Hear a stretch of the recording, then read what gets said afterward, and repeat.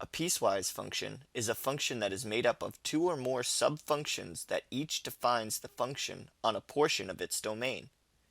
If we are given a piecewise function where the subfunctions contain arbitrary constants, we can manipulate those constants so that the piecewise function is both continuous and differentiable.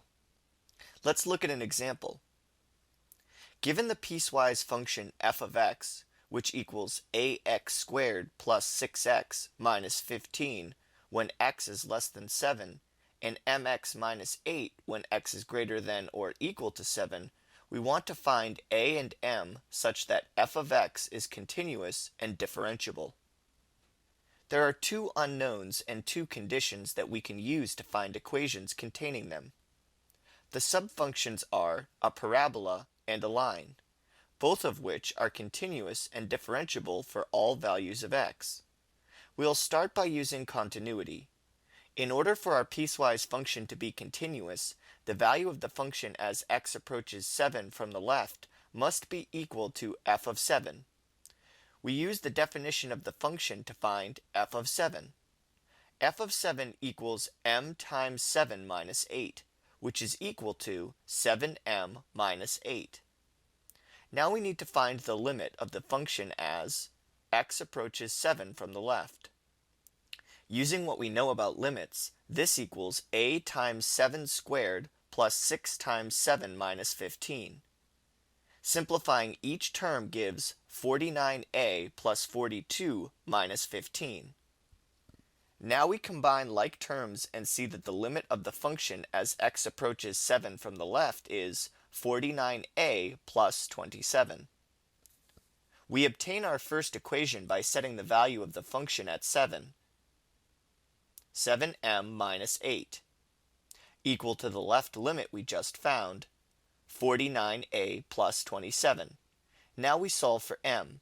Adding 8 to both sides gives 7m equals 49a plus 35. Divide both sides by 7 to isolate m, and we find that m equals 7a plus 5. We also want the piecewise function to be differentiable, so the derivative of f at 7 must exist. Now we have our second condition. The derivative of f of 7 must exist. Recall that f prime of 7 is equal to the limit as x approaches 7 of x minus f of 7, all over x minus 7. This means that the left and right limits must be equal. Let's start by finding the right limit. F prime of 7 is equal to the limit as x approaches 7 from the right of f of x minus f of 7 all over x minus 7.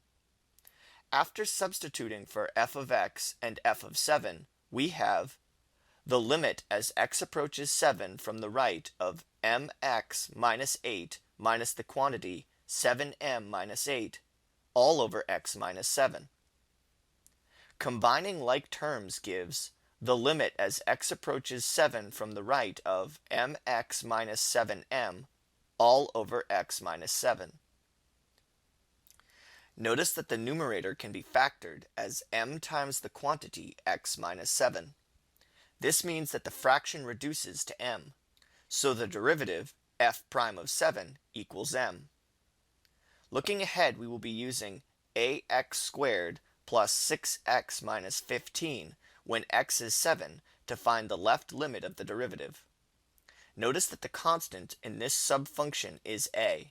We can save time by rewriting the right limit we just found in terms of a using this equation. We now have f prime of 7 equals 7a plus 5. Now that we've found the right limit of the derivative, we need to find the left limit when x equals 7. F prime of 7 is equal to the limit as x approaches 7 from the left of f of x minus f of 7 all over x minus 7. Recall, f of x equals ax squared plus 6x minus 15 when x is to the left of 7 and the left limit of f of 7 is 49a plus 27. we end up with the limit as x approaches 7 from the left of ax squared plus 6x minus 15 minus the quantity 49a plus 27, all over x minus 7 after substituting f of x and f of 7 into the limit. Simplify the limit, distributing -1 over the parentheses and combining like terms gives the limit as x approaches 7 from the left of ax squared minus 49a plus 6x minus 42 all over x minus 7. Factor a out of the first two terms in the numerator and 6 out of the last two terms. This gives the limit as x approaches 7 from the left of a times the quantity x squared minus 49 plus 6 times the quantity x minus 7 all over x minus 7. Note that x squared minus 49 is the difference of two squares and can be factored further. We now have the limit as x approaches 7 from the left of a times the quantity x plus 7 times the quantity x minus 7 plus 6 times the quantity x minus 7 all over x minus 7. The numerator and the denominator share a common term and can be simplified. Now, using what we know about limits, we find that the left limit of the derivative, f prime of 7, equals 14a plus 6. To complete the example, we need to find a and m.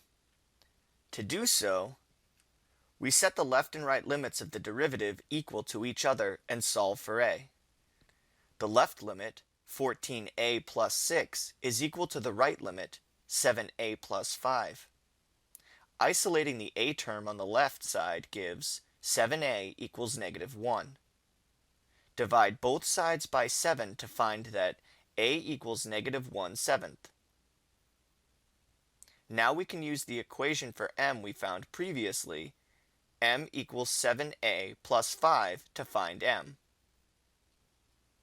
Substitute -1/7 into the equation for a to find m equals 7 times -1/7 plus 5. Multiply to get m equals -1 plus 5. Complete the simplification to find that m equals 4. The piecewise function f of x, which equals -1/7 x squared plus 6x minus 15 when x is less than 7 and 4x minus 8 when x is greater than or equal to 7, is continuous and differentiable.